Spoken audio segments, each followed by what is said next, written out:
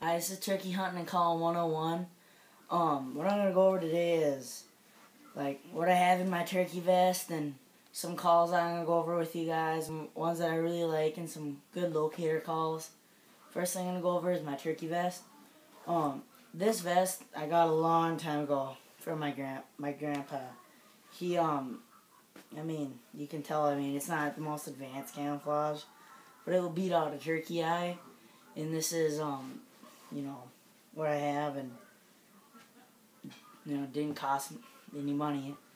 But, what I have in here is I got all my calls in this pouch. I got all my locator calls and my mouth calls that I have, and over on this pouch, I took a lot of it out for right now. I got some orange string for when I'm bow hunting and I hit that turkey, and I didn't really know if it was a good shot, and I want to give him some time. I'll put this orange string out on where he ran, where he ran by a tree or something. And then, of course, you got your binoculars, and this is awesome. Come in handy if you're if you're down a 200 or 300 yard field, and you can't see any turkeys down there, but you can hear some. You pick up these binoculars, and you'd be able to see them a lot easier. And then I did have my rangefinder in here, but I took it out because I was using it. This is Bushnell Optics. It is a really nice, and it's a 10 by 25. I love these binoculars. Bushnell probably makes the best binoculars, I think. And then I got a Simmons rangefinder. It's really nice, but you don't really need that Simmons rangefinder when you're 10 yards away from a turkey and you're shooting it with a bow. But it's still nice to have that turkey's out there a little ways. Well, right now I'll go over some of my locator calls that I have. I got an owl flute made by Primos. I got a Primos Power Crow. And I also have a goose call in here.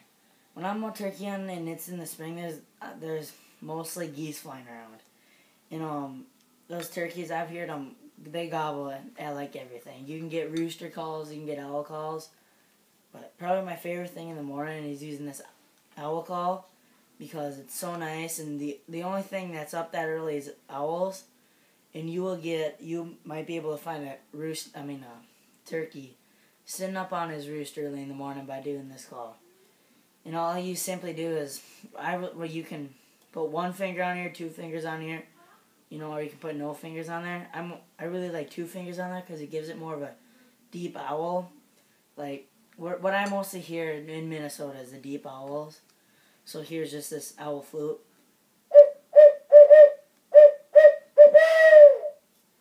And those gobblers, they can't stand that in the morning. They'll gobble at it, or sometimes you won't get a gobbler to go off to one of these, So then, when daylight starts to break and stuff, I'll take out my power crow if I haven't had any yet, or I'll take out a good mouth call or slate call or box call.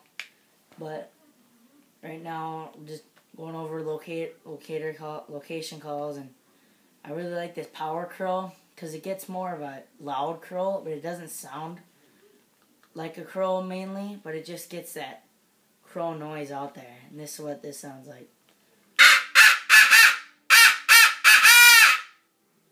And those turkeys, I've had turkeys gobble at this before when they haven't gobbled at the flute. And then I've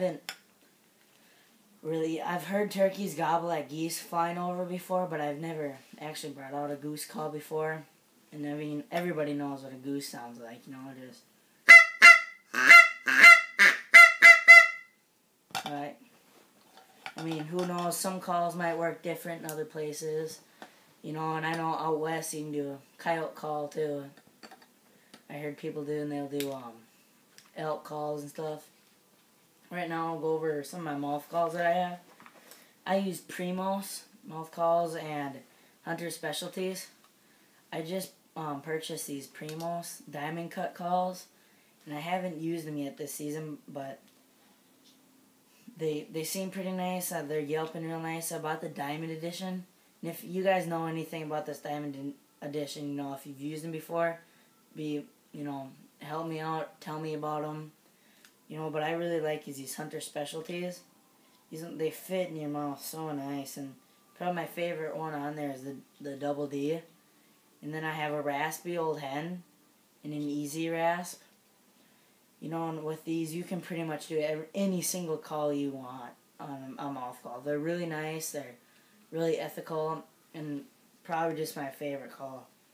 Well, the Double D, 2 years ago, I got a real nice 11-inch beard tom on one of these. But, like, probably my favorite call with this is a yelp and a cluck and purr and stuff. I'll show you that right now. All the yelp is just And what I usually do is just pop, pop, pop, pop, pop is what I'm saying into the call.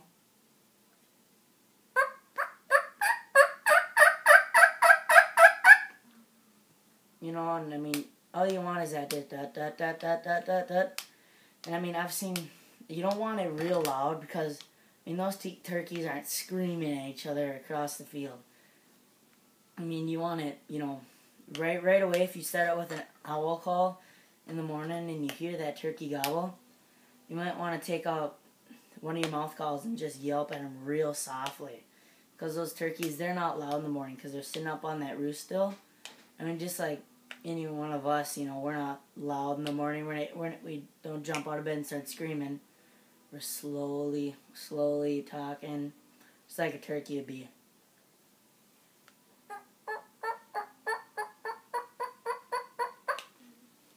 I mean, there's plenty of different calls, but what I really like to do in the spring is like a fly down cackle, and a lot of clucks and cuts, because it seems like a lot of turkeys do that. Whenever I hear hens, I hear them clucking, usually. So I'll start with that fly down cackle. What that is right once that hen wakes up in the morning, sometimes when she flies down, sometimes she'll make noise, and sometimes she won't at all. Well, here's just if she does make noise, or you can do this pretending you're a hen, because you hear that tomboy over there. All it is is a bunch of clucks, and just cluck, cluck, cluck, cluck, cluck, cluck, cluck, cluck, cluck, cluck. So here it is.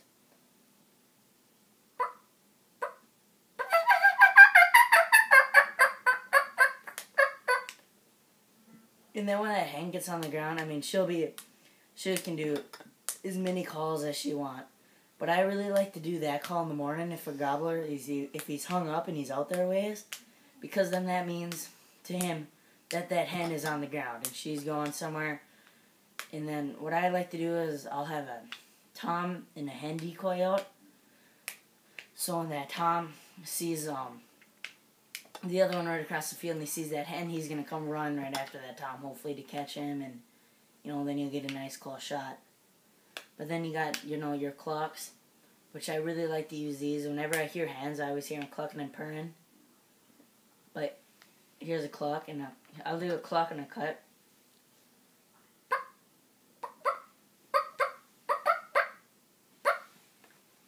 That was a cluck. All I'm doing into the calls is just going pop, pop, pop, pop, pop, pop. But, and then here's a cut. It's more of a, it's kind of hard to say what this one is, but you guys just have to experiment with your calls, and here's what a cluck is.